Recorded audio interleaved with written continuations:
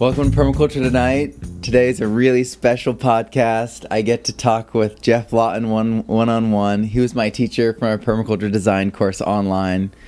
And I feel like Jeff has, so much wisdom and he has so much to offer and discuss. I know that we all want to hear what Jeff has to say, so I'm not going to do any more preamble. We're just going to get right into it. Here we go. And in my mind, when I think of permaculture, I think of you, Jeff, and partly because you're my teacher, and partly because you really are leading. You're leading the movement without being, taking leadership. What you're doing is you're leading by example, and I see it in your family and the joy they have, and the fact that you both teach, and you're always together as a family. I feel like the permaculture family, you guys are that, and you exemplify that, and you're leading that example. Oh, well, that's nice to hear. We do live the life, and we try and live it at both ends of the scale, from where people are in great need and suffering, to where we're setting down examples for people to learn from. So instead of really building an ideal living situation for ourselves, which would be a lot more disciplined and somewhat more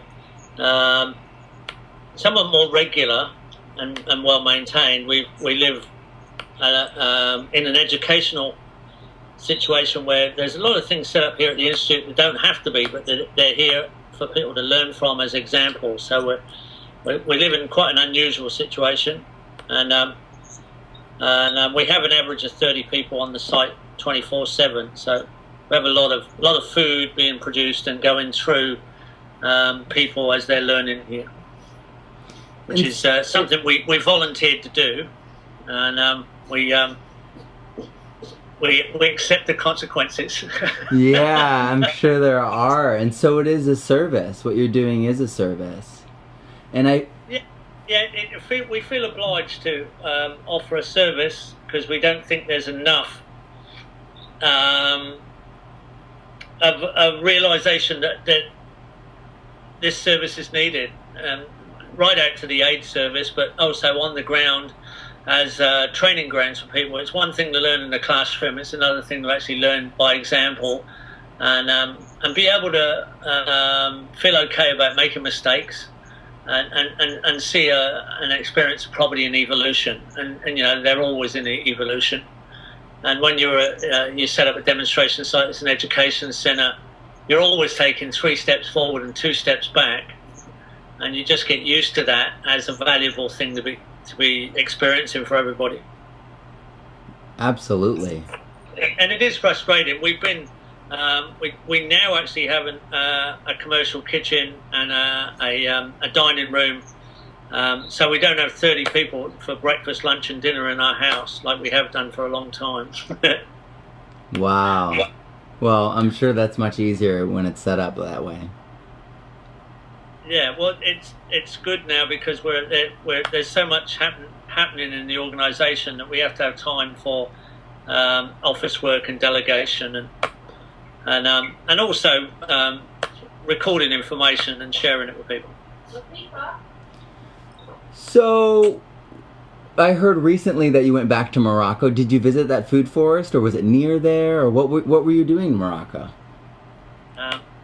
We were purely filming in Morocco. Beautiful. So we were there to teach. In fact, we were somewhat avoiding some of our students and our scholarship NGOs, because we had scholarship NGOs on the recent online course, and some were in Morocco. But we were on a very fast filming trip through Jordan first and then Morocco. We did teach in Jordan, but we then went into mainly filming. But in Morocco, we did 3,000 kilometres of driving, and we went to many ancient systems, both built systems and living systems. I was there 40 years ago, so I went back and revisited many places from 40 years ago. I've been there since, but this was definitely a trip to go and find some of the ancient systems, record it, film them and talk about them. And one of them was the old food forest that I visited before, But this time we had high definition movie cameras with us, and we spent quite a bit of time filming and recording and explaining and still discovering that ancient system and many others. And we're very lucky that we're quite quick at this, and we can make a lot of good footage very rapidly. And we do a lot of it by accident, by ad lib, we unplanned. With Frank? Mixed in with plan. So we have a plan, and then we never stick to it completely, and then we're always ad-libbing and finding unusual things. And amazingly, things come to us, and it's quite unusually coincidental. But there's all these these strange sort of synchronicity happens where things line up for us, and then we get to film some beautiful things. So we've come back with an enormous amount of footage, a massive amount of footage, which we're now editing into various films, short and long. When we say short, we mean 3 minutes, and when we mean long, we mean just a bit over 10 minutes. Yeah. Mainly. And then we're also editing it into our new online course, because we're evolving the online course to have a massive transition. So we've got our own studio, we've got our own special equipment, and we're developing an online course that a little bit more like the Q&As were in the online. I'm talking straight to camera. I've got a screen running behind me with relevant information. I'm continuously bringing up reference digital material as well as whiteboard and animation material as I'm talking straight to camera. Wow. The whole thing's digital mixes of incredible relevant footage, plus everything we always had before. And I've really translated the permaculture designer's manual into my own comments, I would say. And amazingly, it actually takes less time than normal. So it's kind of like 5 times more information in less time with more digital imagery going with it. I think it will be a very, very interesting event when we release it this year to see what it does to people. I hope it doesn't damage them too much. Well, I think what you're doing is you're winding people up with their enthusiasm, and I felt that coming out of your course, I just kind of exploded, and I feel like that what you're talking about, that synchronicity, it's building. Everywhere I go now, it's building. Every month, I had in March, I had 300 friends on Facebook. I have 1,200 now. Things are just building and multiplying. Do you feel like that's true? Do you feel like that's more of a recent thing, or is this just the way permaculture feels? I think permaculture is a very good conduit into extremely positive and meaningful action. And I'm sure there's lots of positive and meaningful action out there, but there's not much that's actually a direct translation of information into action. So it gives you a directive to act. It's quite different to normal writings on ecology, which are one step removed and a reflection of what's observed, where permaculture is that plus a directive to take action and make things better, and to make it applies relevant information to supplying our needs. So, but there are uncanny coincidences that keep occurring. So much so that I wouldn't really want to talk about it too much, because it almost sounds esoteric and a bit woo-woo. But it's definitely true.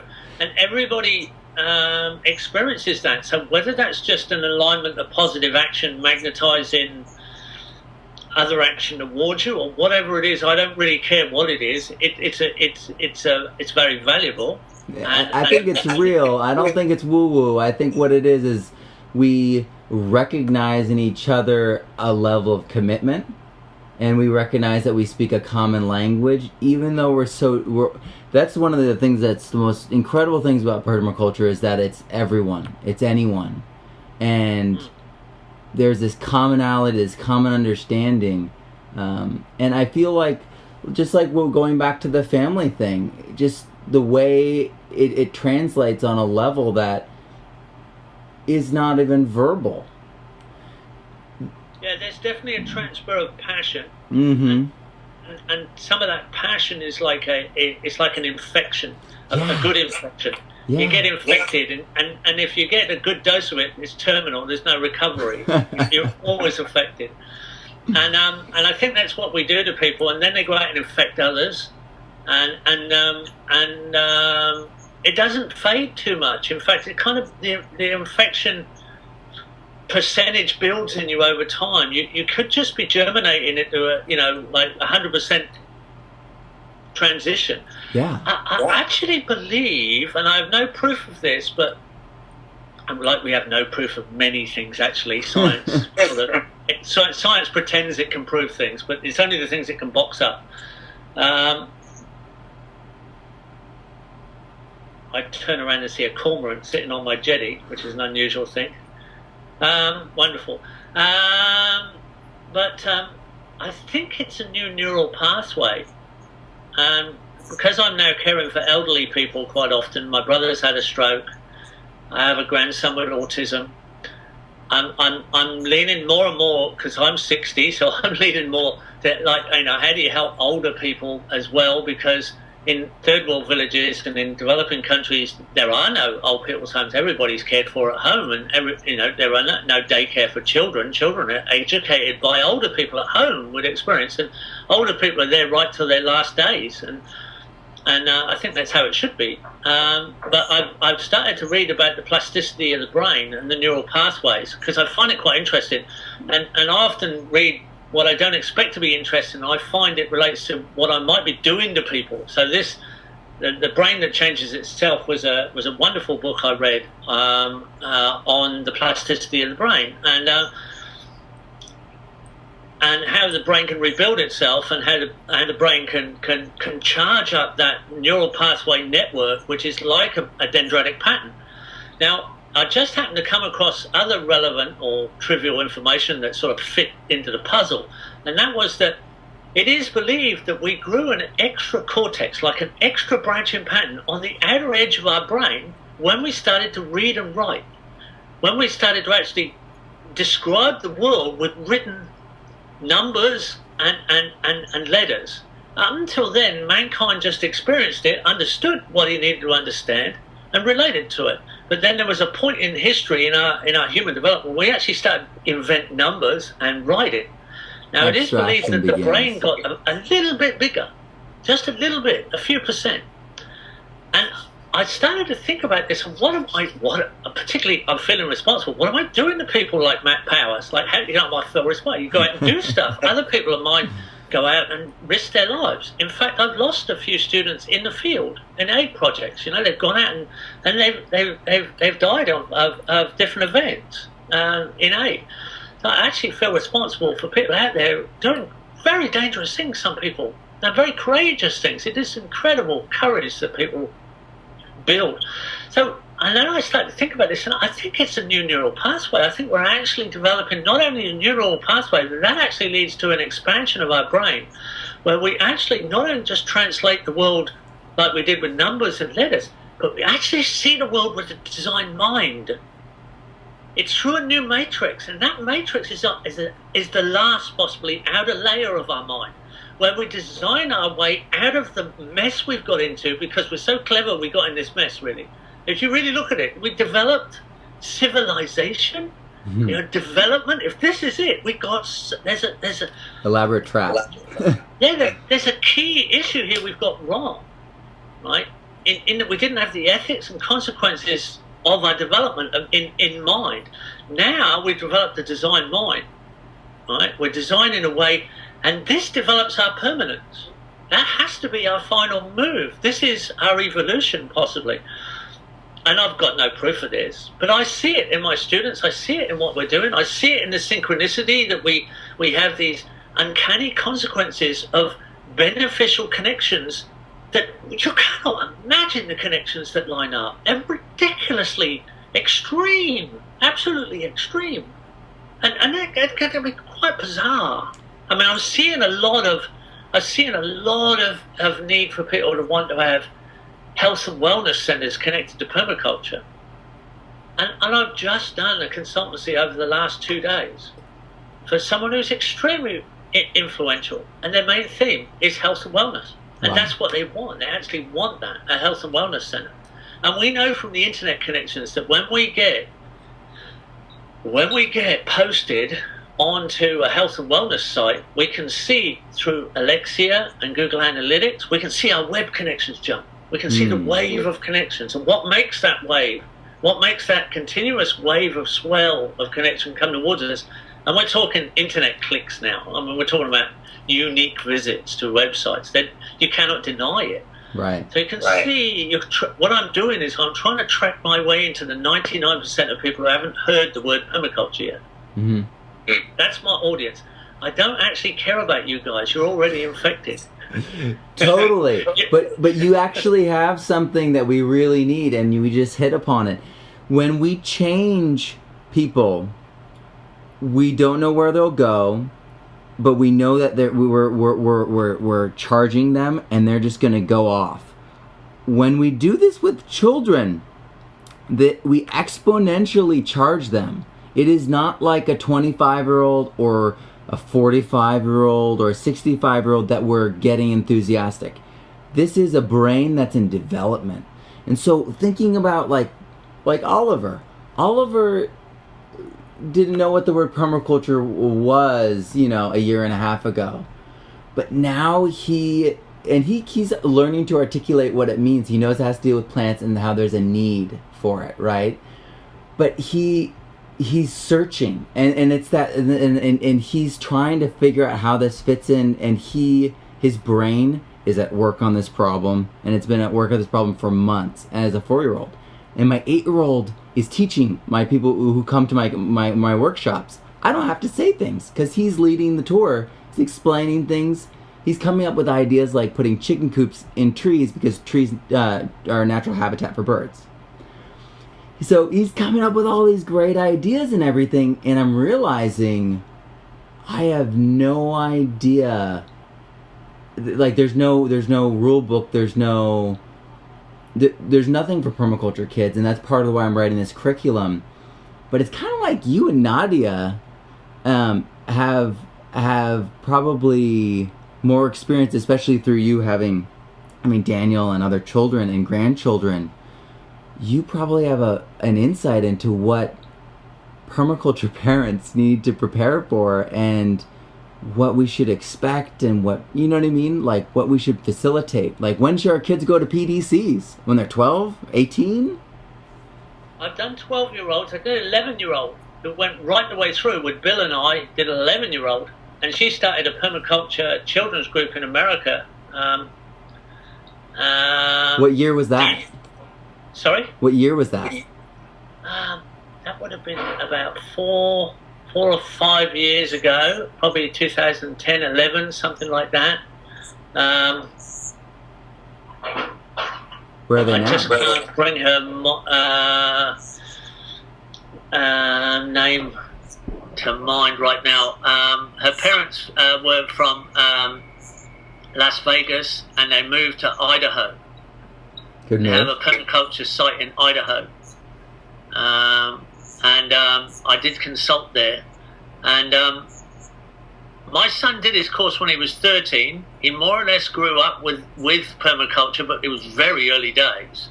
So he would have been 3 years old when I did my PDC, and the year he was born was the year I was introduced to permaculture, 1980.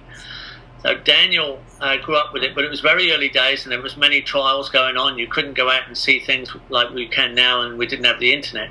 But he did his course when he was 13 initially, and then again when he was 16. But when he was 13, as a 13-year-old, one thing he did was start a collection of the definitions of permaculture.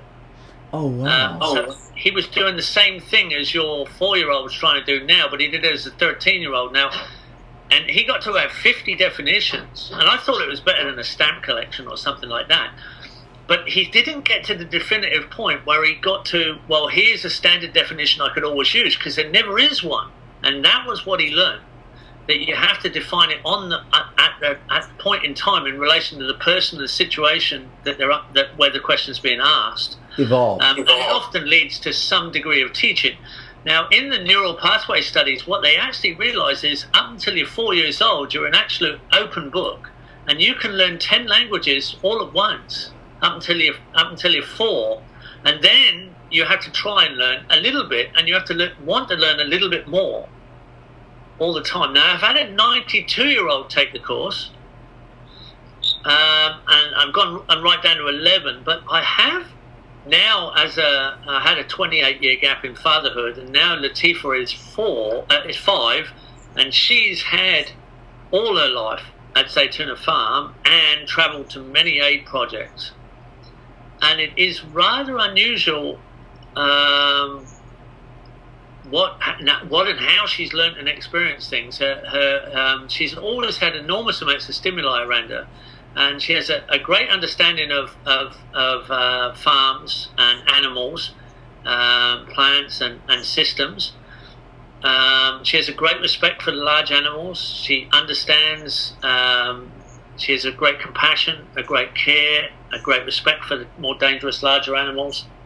But she also understands, the babies are cute and they're born and everything. But she also understands that they're processed and they're killed for meat. She knows all about that, and she has no problem with that whatsoever. Important. She has this real understanding of life and death on the farm, and she also understands the difference between a farm and a city, and when we go between it, and how we live on a farm and other people live in cities. And although they're kind of interesting, it does take long, and she's kind of wanting to come back to the farm. And also the other thing is we have people coming from all over the world all the time, and comparatively, compared to most modern communities, they're all nice people, they're all caring, they're wanting to all go in the same direction, and she gets to talk to people from all over the world. So she has a very adult conversation. She can talk to adults very well, almost at a level where it would be dangerous in a modern city. Indeed. I actually watch her in a city, because she will just go up and talk to strangers as if everybody's nice. But it is wonderful to watch, and it's very entertaining as a parent, extremely entertaining. And she's very used to the scheduling. So, she's used to the dawn start, and not, an hour and a half after sunset sleep, That's beautiful. So she's got those sort of schedules in, and it's quite a study. But I think there's something very special about the preschool. At that pre-4-year-old experience is I think something is a great alignment. It's almost like they're learning the language of permaculture at the early enough age that it becomes, okay, I can speak this language. That's all I want for the next generation. I want them to be fluent in permaculture by the time they're young adults, so the decisions they make will be more ethical. And if we just have, as a society, ethics be part of our regular fluent conversation, I just can't even imagine what the world would even be like. Because children, in public schools have no idea what the word ethic means. They don't know what a work ethic is. They don't know what ethical is. They know moral means right and wrong. They don't know what ethical means. Yeah, it's like energy and entropy. Most people understand energy, but very few people understand entropy, and you have to explain it as a teacher. Captured energy spent. I think you're quite right. We cannot possibly imagine how abundant the world could be. It's way beyond our. In fact, you'd probably go insane in a second if you could even start to imagine it. And if you tried to explain it to people, you would be taken as insane. Yeah. Because it is way, way more abundant than we presently imagine. And if you read some of the great books that have been written in recent years, like the Green History of the World by Clive Ponting, who's a historian famous for documenting the Harold Wilson era of politics in England, but he wrote a book that just simply, with no conclusion or assumptions or prejudice, he just documented the environmental history of the world, and including Europe and England and America, and it is incredibly abundant, the picture he paints. In not that long ago, I mean, it's not really just a few hundred years back. So the abundance that we could allow we could facilitate, if you like. I mean, I really think that a lot of our work will be in the minimum amount of space we need to facilitate the most beneficial needs that we require. And a very large part of what we need to do is to submit to the lack of need for large landscape use. And farmers that are in the present positions of very large distant landscapes inevitably can only end up being wilderness and wildlife managers. Because there really won't be anything else for them to do. They're on way too large a land at way too large a distance. Now, it wouldn't be a bad job to be a wilderness wildlife manager and to allow it to facilitate itself. So that one change alone changes massive amounts of our biosphere. And then the finer inner environment is the only environment we can really teach from. If you read carefully through the permaculture books, and we talk about zoning and other many methods of design actually that we haven't taught enough details in. But if we just talk about zoning, the inner zone, the zone 0 and the zone 1, that inside the house and the home garden are totally human-dependent landscapes. Mm-hmm. And without humans, they do not exist in a very short amount of time. Now, everything is facilitated in there, and there we can teach from. Completely. We can teach from there. Now, when we go into our next outer zones, we immediately and quite quickly start getting a large percentage of our elements facilitating the action for us, so we're partnering with nature. It's not totally dependent on us. And as we go out further and further in our zones, more and more of the action is not our action. We are just facilitating the natural elements to do their job. And they will exist. A lot of them will exist more and more without us until we get out to our forestry zone, which majorly, most of it will exist. Not all of it, most of it will exist without us. And then we get to the wilderness, the outer zone, the outside. Now, there we're just a visitor and observer, but there is the ultimate lesson. There are the really, really profound lessons. We cannot teach from there. We can only teach from the inner zone, but we travel outwards with less and less influence and more observation, and until we're just a visitor observing. We have to respect that. We have to allow that patterning to re-evolve in our understanding. Otherwise, we're just not going to make it. We're not going to make it. It's a very interesting thing. It's a sort of inside-out torus. It's like a donut. And you chase it round in your mind. And there's no way you could fully understand how that translates into the physical abundance that's possible, that humans would be responsible for. I mean, instead of being the most damaging element on Earth by our actions, it's a complete reverse. The most beautiful environments on Earth would be as a consequence of human existence. That's the flip. That's a complete flip. That's like Bill Mollison telling you that airbags will never slow you down in a car. Airbags will not, create less car deaths. Right? What you need is impaling spikes. That will slow everybody down. It's true. I actually tell people we should remove all the traffic signs and all the traffic laws and all the speed limits and everything, and watch how carefully everyone will drive. It's like teachers. Instead of a teacher getting more wages the longer they teach, and more holidays, and a better retirement payout. They should get less wages, less holidays, and less retirement payout the longer they teach. So the most experienced and longest serving teachers will be the best teachers because they're only doing it because they love teaching. Yeah. If they can eat. They need permaculture gardens. Well, if they're a good teacher, their students will always keep them alive. That's true. And I think I could probably walk into 100 sites across this planet with nothing but my clothes on my back and say, look, I'm here, I've got nothing but me, I'll help you mulch your garden, can I get a bed and a meal and stay? And I'm sure I could probably walk into 100 sites where they'd say, come in, Jeff, you're all right. Yeah, I don't think anyone would be kicking you out. I can afford to sort of feel comfortable with that, at least. When I said teacher, I meant public school teacher, and those, are a dime a dozen, but teachers like you are quite rare. Well, I wish I'm producing good teachers, so I'm sure you're going to be one. But we need more teachers, and the quicker the better. I've got a kingfisher on the jetty now. I've got a forest kingfisher.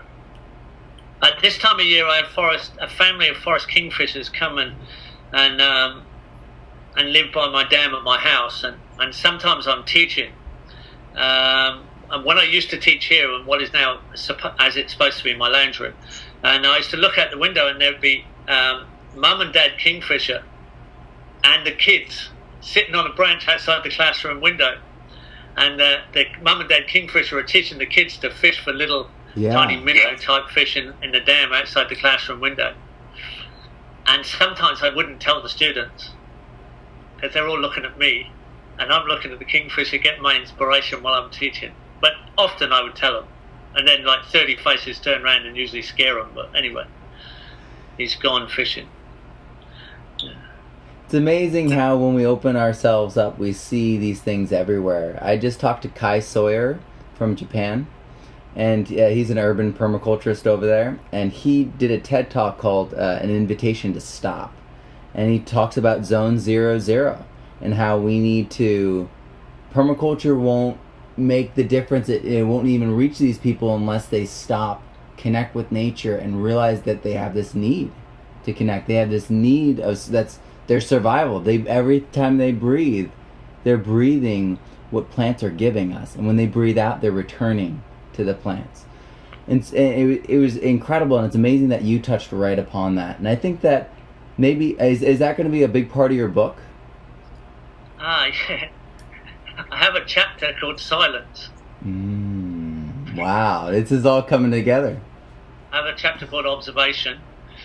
I have some odd chapters. I have, at the moment, 28 chapters, but I might be editing that down. But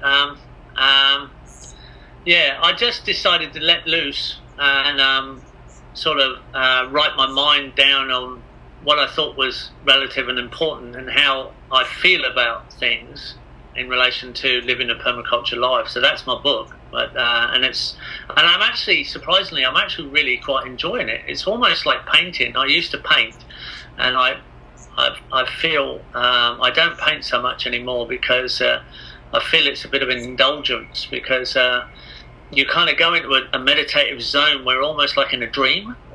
And I've actually got in that zone while I'm writing this book, so I'm kind of enjoying it. It's like painting, and I'm kind of indulging myself in it. So it'll have a lot of colour gloss photos because I like imagery. I like a lot of imagery, so which will also make it hard to copy. But yeah. Anyway, yeah. But I'm very much into extreme image visuals. I always have like visuals. So we're now recording our movie. At last we're recording in 4K. We've been recording in 2K up until now, but now we've got 4K. So you can't even see 4K yet. But when you do see it on a special screen, it's almost super real. It's ridiculously real. Your eye can't see that good, So that's sort of fun. I just like having fun with it all. Actually, yeah. I feel like we should have fun. Creation has a very unusual sense of humour. The way things line up with that unusual synchronicity and those uncanny consequences, it's almost like a sense of humour. to me, I mean, I am English, so I have a sarcastic sense of humour, but it's almost like someone's taking a sarcastic sense of humour poke at you. But isn't that natural too? I mean, don't we see it in nature? Like, we see like humor in nature, and I feel like that's where we get it. You know, it's all we're the same, right? We're all part of it. I laugh about it quite a lot. I was just actually moving the chicken tractor with a young Texan student here from Austin, Texas, James, and we're working pretty hard, and he's loving the farm life, and it's a new experience for him. But he suddenly looked up and he said, and I looked up and I realised there's a rainforest, because we have a rainforest edge to our river. And it was almost like he'd suddenly discovered a treasure that had always been there. And we've been working in the main crop for quite a few months with James. And he keeps sort of realising there are treasures everywhere, just in what we're living and experiencing around the property. And the devil's in the details. If you get all finicky about the little bits and pieces, you know, it gets all, you get too carried away with these crusty edges. But when you look at the big picture, you know, we're in a treasure chest. We're just in an absolute treasure chest. At any moment, all kinds of things can happen. So I always like to teach where I can see outside, or talk to someone in an interview like this where I can see things. And one of the worst places I teach is in an auditorium in a university, where often I've got no windows, or two tiny little windows, and I just see a grey sky, you know. Occasionally a pigeon flies past or something, and I get excited, you know. So I like that visual stimuli and general stimuli, and it concerns me that many people switch off. They're walking around looking at a mobile phone with headphones in, you know. Mm-hmm. They're separating themselves from. It's almost, you know, a doomsday separation. Death or escape or something from what's the most vital thing you could be interacting with. Yeah, and I think it's very interesting that the online course, we were able to tune into something that pulled people off the screen into reality. Now, it was what I wanted, but I didn't know how it was going to work, if it was going to work. And I knew it didn't seem to be working really well with other people, so I just kind of did it my way. I just thought, well, I'm just going to try it and do it my way, and what I think I can get away with, and let's go right to the edge. So, like, I even do almost the car salesman type sales pitch at the beginning, which I got criticised for heavily. And then I just, well, these are the human triggers. These people are on television. I mean, they're watching adverts on television. I've got to give them the same style to pull them into something really worthwhile. And then I've got to do it the right way when I teach it and give them an ability to interact. But you can't do it live because they're all over the world. So how do we do it? And somehow we pulled it off. And now, like many things, like design itself, once you've got a little bit of a winner, or a winner of any type, incremental change refines the event. I feel very happy I've got something that has worked. It's 3 times now it's worked well. Now I'm going to incrementally change it. And try and rev it up, mm-hmm. and move it up a gear or two, just so we can speed up those like infectious, passionate events. That's all. So thank you so much for coming. I feel so honored that you would share your time with me and sacrifice this time with your family to share with us. And if you could share with us when your book is coming out, if you have any idea, that would be super cool, because I can't wait to get it. I'm slowed down because I'm writing this new curricula, and I've never written such a detailed curricula in my life. Uh-huh. I mean, I must have read Designer's Manual more than 50 times, and every time it gets more. Well, this is the biggest one, and I'm going through so much in writing curricula.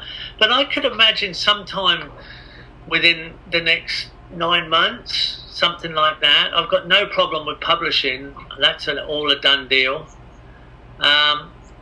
I'm a bit of a mud when it comes to taking things on, so I'm really like a challenge, so I don't mind taking things on. And there's something we haven't talked about, and it's kind of another unusual thing, and I like those things. It's a bit edgy. I've come up with a new farming system for growing food for people. and I have a partner, and I developed a farm as a consultant for my partner, who's a businessman and a very successful businessman in the organic business of organic cosmetics and organic food. And they came to me and wanted me to consult for them to buy land for a purpose and then design that land for that purpose. Wow. And the purpose is called Organic Farm Share. And it's like a CSA, but the people actually own the share in the land. And it meant writing a new legal document within the Australian law. And the American law is 10% different. So we're now working with lawyers, and we're nearly complete, on an American offer document in relation to the law that you're allowed to share land, in that you can purchase a share in land, that the land cannot be used for anything else but growing food with permaculture organic design. Wow. It's at present called Organic Farm Share, and you can see the website organicfarmshare.com. It's been running as our test site for quite a while. We supply food to 200 families. We produce 8 types of vegetables roughly, 2 staples crops, and 3 animal products. And every week we pick and plant 2,000 vegetables, plus hundreds of eggs, meat, milk. And we initially had 365 people put in $4,000 to buy the right land, which I had to choose and I had to design, and then I had to implement with farm managers and workers. And then we supplied them their own food, which they own the farm. Right. They own the operation, but it can't be used for anything else. They can't live there. They don't live there. It's delivered to distribution centres or to close to their homes. We have a bus. We have a truck. And the agreement is they buy the food at the capital city of our state, the capital city organic market wholesale price minus 5%. So even if you went to the capital city vegetable market, fruit and vegetable market, where the large wholesale vegetable market sells food to the fruit shops and restaurants, at the wholesale organic price, we can give you that food for that price minus 5%. Wow. Now, the regulators can't stop you buying your own milk. Oh, wow. So you can do raw now. Or your own milk, or your own meat. Now, but first off, they got to know that they trust you to buy the right land. And they trust you to design the right land. And then they trust you to get it started and design it and get it moving. Some things move fast, like vegetables. Fruit trees take 3 or 4 years to come in. Other things come in quite quickly. And we're talking right on the top scale of production. And it's taken off worldwide. We have a farm ready to go in Japan, and the government wants to back us dollar for dollar. We have a farm ready to go in New Zealand. We have multiple inquiries coming in from the States. And we're just in the final stages of going global with this. It's one twist away from a CSA where someone else owns the land. Right. You own the land forever. You can sell a share in it. You can buy 7 shares if you like, but no more than 7 shares. But you only get 1 share of food. If you buy 7 shares and there's a profit over and above what people want to buy, you get 7 shares of the profit out of the 100 or 200. It needs 200 to 300 people to start the large enough farm to make the operation work. It won't work on a small farm. It has to work on a larger farm, like, we're talking 100, 200 acre size farms. And what it really is growing food for the people, by the people. Yeah, and it's almost like through the people, right? Because they're facilitating this like niche that's protected. Yeah. It's protected. Yeah, Oh. And they know when it's their food.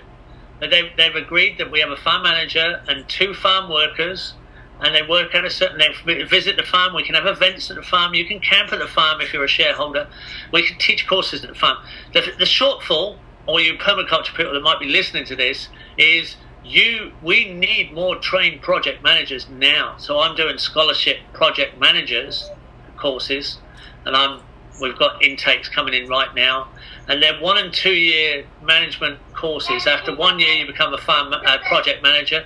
After 2 years, you become a project designer, manager. You understand how to administrate a project, and you are a PRI, Permaculture Research Institute registered teacher after 2 years. Wow. If you make it. Yeah. If you make it. Course, and you've got to get to up to 80% proficiency on all subjects. Mm-hmm. That's all subjects. That's like small engine maintenance, solar power, compost toilets, rebed grey water, fencing systems, large animals, small animals, nursery, compost teas, biofertilizer, the whole thing, Mm-hmm. it's everything that manages a project. And that's our shortfall, training people quick enough. How many people? What will happen is we'll have nests of, as these systems set up, there's no reason why they won't work. As they set up, we'll have nests of organic farm shares around permaculture education training centres that are training managers. Wow. How many managers do we have currently? Well, most of them are very well occupied. So Right. I've just trained 2 very good managers here, and they're about to leave to an Indian project where there's a whole state of India being designed. Holy cow, that's incredible and so needful and amazing that they're actually going to be the ones to do it. Well, everybody knows that, generally they're coming to permaculture for solutions of designing major problems. And Mm-hmm. India now is, from the poorest people to the richest people in India, they want organic food. They know there's a problem. Something like 7,000 people a month die of air pollution in India. There's a train that leaves the Punjab every day called the cancer train, full of cancer patients from the most agricultural area, the Punjab, going to Chennai, where the most sophisticated hospitals are. They call it the cancer train. Wow. They know. And it's only been 50 years, and they were organic. For thousands of years, they had a sophisticated, complicated, diverse culture, and they passed knowledge on through experience, not through sort of knowledge-based universities so much, but they only went the non-organic road in the last 50, 60 years. So there's people alive that can remember. And now we have design. And now we can, so this is the problem. The only problem we have is, can we train people quick enough? Yes, and Not just get them infected, but get them actually into being their experience fast. And 1 year is a minimum. You've got to see the seasons go round. 2 years is at the end of 2 years, you're pretty good. You should be pretty good. I've been training people here over 2 and 3 years. The people who spend 2 or 3 years here, I'd send them anywhere on the planet. I'd send them anywhere on the planet, any climate. I'm pretty sure they'd work it out. And if they didn't, they'd get in touch and they wouldn't guess. They'd be back, saying let's reference. But those are some of the things we're up to. amazing. Just to give you a look at the back pages. Amazing. Thank you so much. Plus our websites are all getting a new face, so pay attention to permaculturenews.org. It's about to look completely different in the next couple of weeks. You're going to click on and you're not going to recognize it. It's going to have a completely different color, completely different functions, and it's going to be really funky and new looking and interesting. So always things happening. Beautiful. Thank you so much for coming on. It was such a pleasure. My pleasure. All right, and hopefully I'll talk to you soon. And one of these days we'll meet up and our families will be able to play together. Yeah, that'll be a good day. Yeah. Okay. Thank you, Jeff. All right, mate. Cheers. Bye.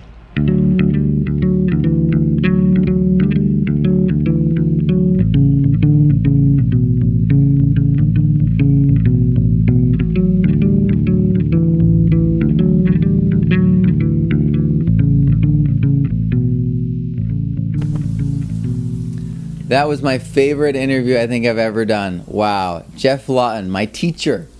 The guy who solidified my permacultural understanding, answered my questions.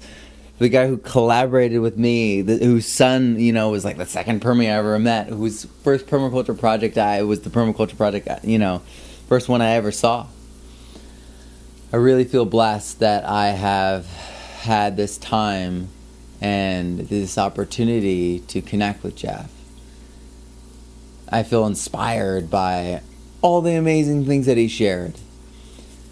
with this new model that's going forward, that's a proven model. It's not even an idea. It's economically moving forward, and it's coming to America. With this, we have a totally different mission at hand, and the mission at hand is that we need to train people to manage these large sites. So if you feel like you are one of those people, it's time to take that plunge. Hook up with Jeff Lawton. Get trained and start repairing large landscapes, designing states and cityscapes. The time is now. Do something amazing this week. Permaculture Tonight.